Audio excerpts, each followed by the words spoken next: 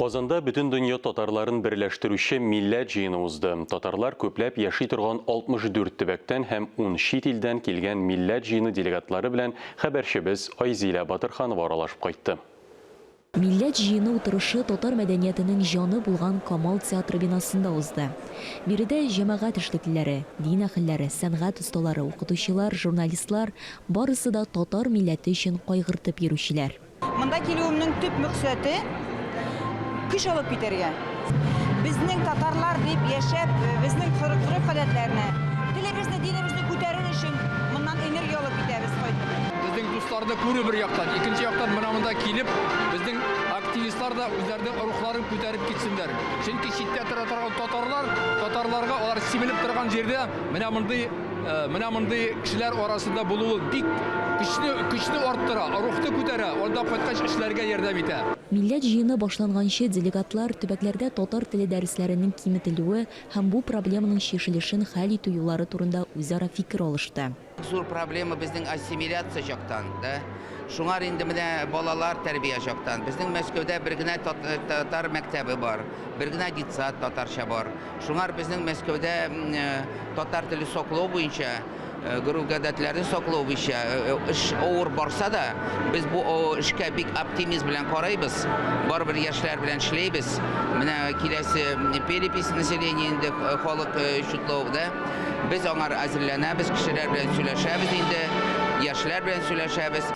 Милләт җыйынында залда 500 вәкил катнашса, видеоэлемдә шакыраучылар саны әлбәттә миллионнарча.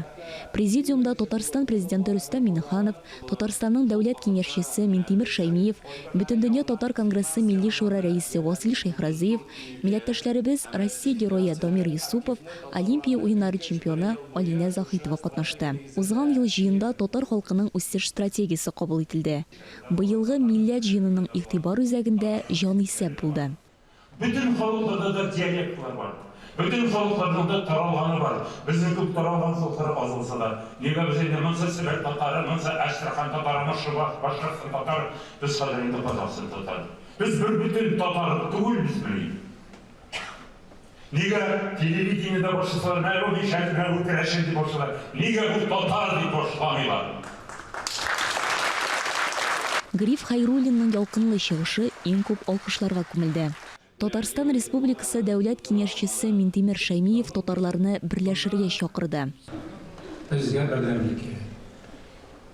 Безгә бердәмлек кирәк дигәндә, шуны әйтәсем килә, инде президентыбыз Рөстәм Миңнеханов бу мәсьәләне үзенең сәясәтендә төп юнәлеш иттереп тора, чөнки әгәр дә без бердәм булмасак, үз республикабызда бердәм булмасак, татарлар дөньяви күләмдә чагында без нәрсә эшлибез, нәрсәгә омтылабыз, бернинди дә безнең кабылабыз булмас иде.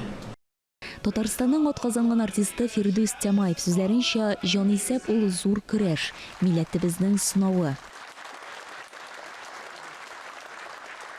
Без татарлар бердәм булып, бергә булып, бу көрәшне җиңеп чыгара тиеш һәм алдынгы сафта басып торырга тиеш.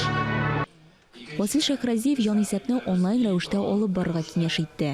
Болай булганда хаталар саны азрак булачак дип ассызыклады милли шура рәисе. Милләт җыйыны Татарстан президенты Рөстәм Миңнеханов чыгышы белән тәмамланды. Республика башлыгы төбәкләрдән килгән вәкилләргә мөрәҗәгать итте. Әгәр дә сез булмасагыз, сезнең ярдәмегез булмаса, әгәр дә сезне белән эшләмәсәк, бу эшне алып барып булмый. Шуңа күрә моңа хәтле сезгә таянып эшләдек.